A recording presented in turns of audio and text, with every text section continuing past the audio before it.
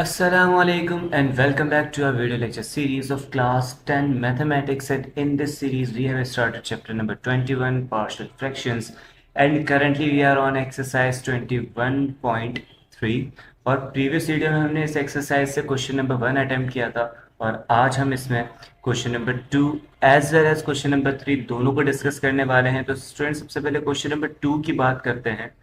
तो यहाँ पे हमारे पास जो न्यूमरेटर आ रहा है स्टूडेंट्स इसकी डिग्री 1 है और जो डिनोमिनेटर है इसकी डिग्री स्टूडेंट्स हमारे पास 3 आ रही है ना। यहाँ पे पावर 1 और यहाँ पे पावर 2, तो कंबाइन करके यहाँ पे डिग्री हमारे पास 3 बन जाएगी। सही है। तो ये हमारे पास प्रॉपर फ्रैक्शन है, मतलब इसको मैं डायरेक्टली सॉल्व कर सकता हूँ। ठीक है, तो 6x minus 5 divided by x square plus 10 into x plus 1 और इक्वल्स टू के बाद स्टूडेंट्स यहाँ पे जो हमारे पास फर्स्ट फैक्टर है यहाँ पे आप देख सकते हैं एक्स की पावर 2 आ रही है इस फैक्टर के अंदर, तो ये क्वाड्रेटिक फैक्टर होगा। एक्स स्क्वायर प्लस 10 और ऊपर हमारे पास आ जाएगा ए एक्स प्लस बी, फिर हमारे पास प्लस यहाँ पे एक्स प्लस 1 जो कि लीनियर फैक्टर है, तो इसके ऊपर हमारे पास बी सी आ जाएगा, है ना, क्योंकि बी तो हमने वहाँ पे यूज़ कर लिया। तो यहाँ पे हम लिख लेंगे सी और इसे नाम देंगे इक्वेशन नंबर 1 का। ठीक है स्टूडेंट्स, अब ये दोनों वहां जाके मल्टीप्लाई होंगे तो 6x minus 5 is equal to a x plus b.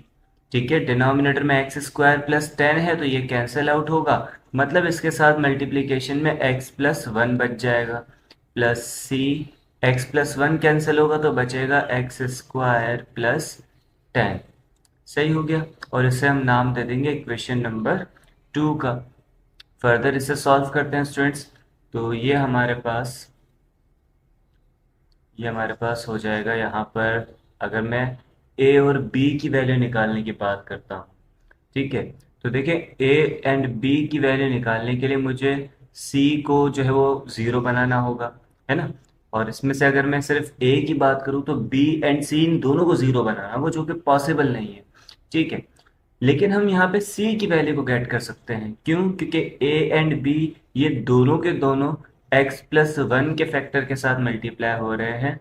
ठीक है, और अगर मैं इसे 0 बना दूं तो जाहिर है a और b ये दोनों नेग्लेक्ट हो जाएंगे। ठीक है, तो यहाँ पे हम लिखते हैं पुट x इक्वल्स टू, यहाँ पे x प्लस 1 है तो इसे 0 बनाने के लिए x की जगह माइनस का 1 पुट करना होगा इन इक्वेशन नंबर 2।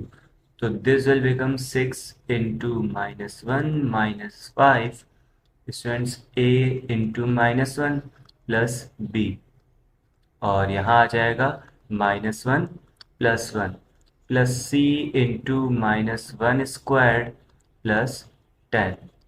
सही हो गया स्टूडेंट्स, ये -1 प्लस 1 ये 0 बन चुका है, 0 को इन दोनों से मल्टीप्लाई करेंगे तो ये भी 0 हो जाएगा। तो यहाँ पे हमारे पास 6 इंटू -1 -6 -5 एज इट इज़, ये पूरी वैल्यू 0 हो चुकी है तो इसे लिखने की नीड नहीं है। स्टूडेंट्स यहाँ पे बात करेंगे तो प्लस सी इंटू -1 का स्क्वायर प्लस का 1 और प्लस 10। ठीक है, तो ये हमारे पास होगा माइनस का 11 और ये हो जाएगा 11c। तो स्टूडेंट c की वैल्यू -11/11, तो c आ गया हमारे पास -1 के बराबर। सही, थोड़ा स्पेस नीचे क्रिएट कर लेते हैं। तो ये हमारे पास c की वैल्यू आ गई विच इज -1। अब हमें यहाँ पे क्या करना है, a और b की भी वैल्यूज को गेट करना है, तो इसके लिए हम क्या करेंगे, c की वैल्यू रिटर्न कर देंगे, है ना। Put c equals to -1 in equation number 2। ठीक है, और इसे एक्सपेंड भी कर देंगे साथ में, तो 6x minus 5 is equals to, students a x multiply by x plus 1 कर दें। ठीक है, तो ए एक्स स्क्वायर होगा plus a x multiply by 1 होगा तो it will become a x, फिर b को मल्टीप्लाई करेंगे तो बी एक्स और b मल्टीप्लाई बाय 1 तो ये आ जाएगा सिंपल मेरे पास b। सही है, c की जगह हमें माइनस का 1 पुट करना है और यहाँ पर है एक्स स्क्वायर प्लस 10। तो आई होप यहाँ तक सारे स्टूडेंट्स को क्लियर होगा। ठीक है, फर्दर इसे सॉल्व करें तो 6x minus 5 is equal to a x square plus a x plus b x plus b, फिर माइनस का एक्स स्क्वायर एंड माइनस का 10। सही है। स्टूडेंट्स यहाँ पे एक्स स्क्वायर वाले को कंपेयर कर लें तो भाई मेरे स्टूडेंट्स कहेंगे कि सर राइट हैंड साइड पे तो एक्स स्क्वायर हमें 2 बार दिख रहा है ना, लेकिन लेफ्ट हैंड साइड पे नहीं है। तो लेफ्ट हैंड साइड पे अगर नहीं है तो अपने उनसे लगा दे भाई, एक्स स्क्वायर और साथ में ज़ीरो, तो ये ज़ीरो एक्स स्क्वायर है बेसिकली, है ना। तो ये हम कंपेयर कर सकते हैं। तो ये हो जाएगा 0x² equals to a x square minus x square. ठीक है, तो एक्स स्क्वायर इक्वल्स टू, यहाँ पे एक्स स्क्वायर को कॉमन लेंगे तो a-1 कैंसिल आउट हो गया, तो 0 इक्वल्स टू a-1, मतलब a की वैल्यू हमारे पास 1 आ गई। सिमिलर वे में अगर मुझे b की वैल्यू चाहिए तो मैं कांस्टेंट को कंपेयर कर लेता हूँ, ज़्यादा इजी रहेगा। यहाँ पे कांस्टेंट प्लस का b एंड माइनस का 10 आ रहा है, तो -5 बराबर b माइनस 10।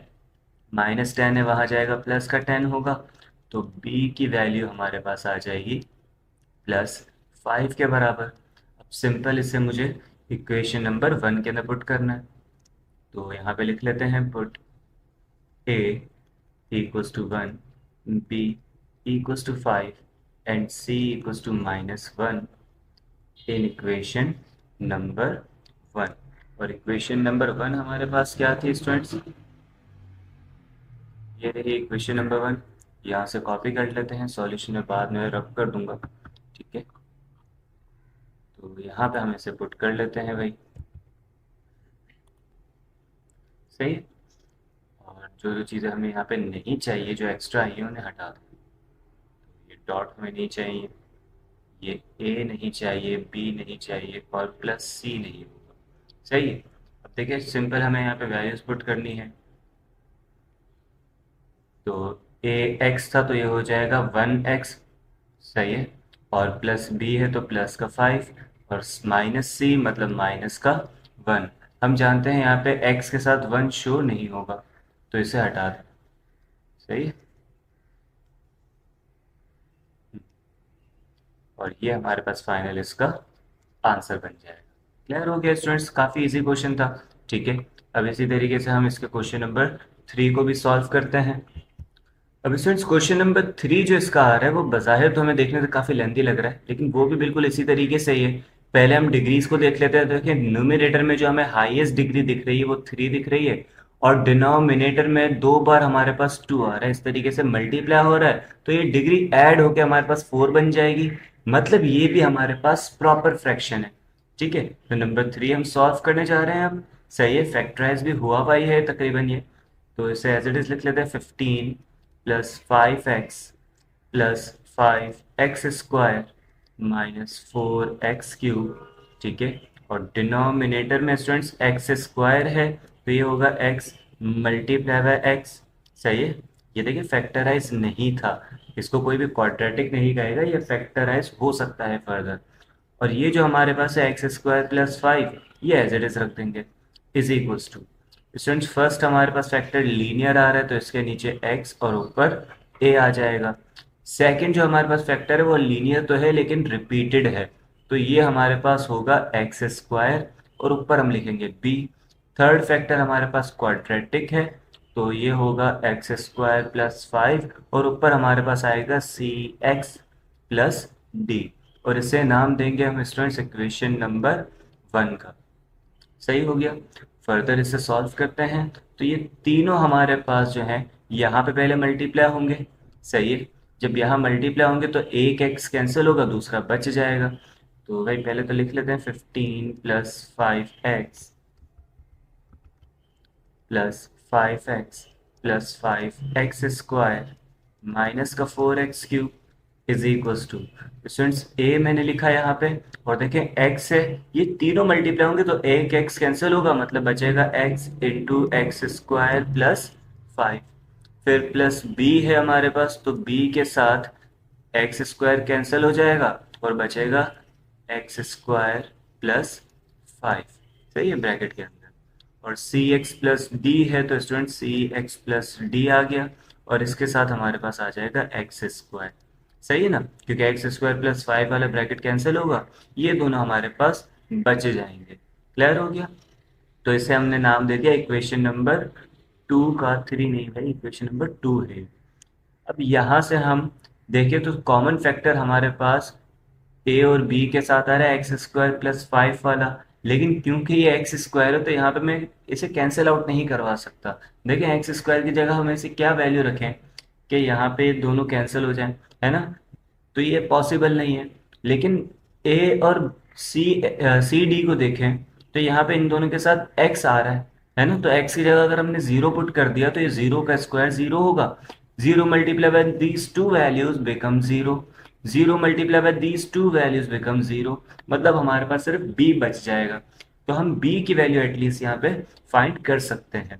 तो यहाँ पे लिखेंगे put x equals to zero in equation number 2। तो ये होगा 15। अब देखिए यहाँ पे जीरो पुट करेंगे तो ये जीरो, यहाँ पे भी जीरो हो गया, यहाँ पर भी जीरो हो गया, तो मुझे ये तीनों वैल्यूज लिखने की नीड नहीं है। सिमिलरली ये वैल्यू भी मुझे लिखने की नीड नहीं होगी, ठीक है, ना ही ये लास्ट वाली वैल्यू। सिंपल हम b लिखेंगे और इंटू जीरो स्क्वायर प्लस 5। थोड़ा डायरेक्ट वर्क कर रहे हैं ताकि ये वीडियो ज़्यादा लेंदी ना हो, क्योंकि इस वीडियो में हमने दो क्वेश्चन साथ में अटैम्प्ट किए हैं, ठीक है। तो 15 इक्वल्स टू जीरो स्क्वायर तो जीरो होता है, ये 5b बन जाएगा। तो 5 मल्टीप्लाई है, वहाँ जाएगा डिवाइड, तो 15/5 इक्वल्स टू b, मतलब b इज इक्वल्स टू 3। सही है, मेरे पास b की वैल्यू आ गई, तो अब मैं लिखूंगा पुट b इन इक्वेशन नंबर 2। सही है, ये हमारी इक्वेशन नंबर 2 है। इसी को मैं यहीं से कॉपी कर लेता हूँ ताकि लिखने में हमें आसानी हो।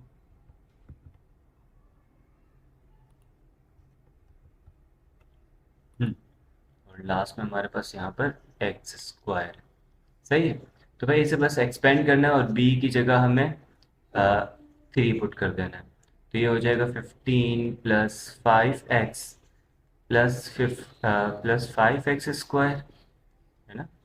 15x स्क्वायर तो नहीं है, मैं चेक कर लूँ जी, 5x स्क्वायर। फिर है हमारे पास माइनस का 4x³ is equal to, students a x को मल्टीप्लाई करें तो ax³ होगा प्लस 5ax। फिर b की जगह हमने 3 पुट करना है और 3 को इन दोनों से मल्टीप्लाई करेंगे तो 3x² प्लस 15 आ जाएगा। स्टूडेंट सी एक्स प्लस डी को मल्टीप्लाई करें तो ये होगा cx³ प्लस dx²। सही हो गया। अब सिंपल हमने यहाँ पे कंपैरिजन करने हैं, ठीक है। तो भाई सबसे पहले तो हम यहाँ पे देख लेते हैं कि हमारे पास कांस्टेंट आ रहा है यहाँ पे 15, और यहाँ हमारे पास कांस्टेंट 15 है, ठीक है, और कोई कांस्टेंट नहीं है, तो 15 को 15 के साथ कंपेयर करने का तो कोई मतलब होगा नहीं, ठीक है। तो इसे हम हटा देते हैं। सही है, ये हमने हटा दिया। एक्स वाली वैल्यूज को देखें तो ये 5x आ रहा है, और यहाँ पे हमारे पास x वाली वैल्यू एक है 5ax, और दूसरा कोई नहीं है, मतलब यहाँ से मुझे a की वैल्यू फाइंड आउट हो सकती है। तो यहाँ पे हम कंपेयर करेंगे 5x equals to 5ax, 5x multiply है, वहाँ जाएगा डिवाइड हो जाएगा, ठीक है। तो ये बराबर होगा a के, कैंसिल आउट हुआ, मतलब a बराबर 1। तो a की वैल्यू आ गई। सही है, अब स्क्वायर टर्म्स को अगर हम देखें तो 5x², 3x² एंड dx², मतलब यहाँ से d हमें पता चल सकता है। तो कंपेयर कर लें, 5x² equals to 3x² plus dx²। Students यहाँ से x² को कॉमन गेट करें तो बच जाएगा 3 plus d, x² and x² will be cancelled out, तो 5 equals to 3 plus d. 3 plus हो रहा है, वहाँ जाएगा माइनस होगा, तो equals to d, and d बराबर आ गया 2 के। सही हो गया। फर्दर देखते हैं भाई, तो x³ है हमारे पास, ये x³ आ रहा है और एक ये आ रहा है ना? c की वैल्यू हमें यहाँ से मिल जाएगी, क्यों? क्योंकि a तो हम ऑलरेडी फाइंड आउट कर चुके हैं। तो यहाँ पे कंपेयर कर लेते हैं, माइनस का 4x³। स्टूडेंट्स ये ax³ है और a की जगह 1 पुट करेंगे तो 1 टाइम्स x³ आएगा। तो यहाँ पे है प्लस का cx³। सही है, यहाँ से x³ को कॉमन गेट करें तो बचेगा 1 प्लस सी, मल्टीप्लाई हो रहा है, वहाँ जाएगा कैंसिल, तो डायरेक्ट यहीं पे कैंसिल कर लें। तो -4 बराबर 1 प्लस सी, 1 ऐड हो रहा है, वहाँ जाएगा माइनस होगा, तो सी बराबर आ गया हमारे पास -5 के। सही, तो हमारे पास चारों वैल्यूज हमारी आ चुकी हैं। B3 के बराबर है A1, D2 एंड C -5। तो यहाँ पे लिख लेते हैं भाई, हमने कहा put A, B, C and D in equation number 1। और इक्वेशन नंबर 1 क्या है हमारी, ये रही इक्वेशन नंबर 1। तो यहीं से मैं कॉपी कर रहा हूँ और डायरेक्ट मैं नीचे पेस्ट कर दूंगा इसे। सही है, सॉल्यूशन को हम बाद में हटा देंगे।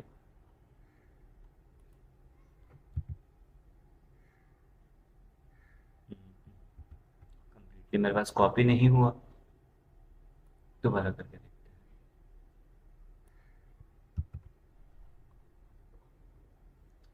अब हो जाएगा, है ना। सही। तो भाई यहाँ से हमें जिन चीज़ों को रिमूव करना है, पहले उन्हें रिमूव करके बस उसी को एडिट कर लेंगे। तो ये हमारे पास सॉल्यूशन हट गया। ए की जगह हमें 1 पुट करना है, बी की जगह 3 है, सी की जगह -5 है, तो यहाँ पे प्लस की साइन भी हट जाएगी, और डी की जगह हमारे पास आ जाएगा 2। सही हो गया। तो भाई ए की जगह पुट कर लेंगे 1, बी की जगह 3, सी की जगह -5, ठीक है नहीं, इस तरह से लिखेंगे क्योंकि ये प्लस की साइन भी आ रही है ना। और डी हमारे पास था 2 के बराबर। सही हो गया। तो this will be our final answer. तो आई गेस ये दोनों क्वेश्चन सारे स्टूडेंट्स को क्लियर होंगे। ठीक है, तो आज की वीडियो के लिए इतना ही रखते हैं। Thank you so much for your time. अल्लाह हाफिज़।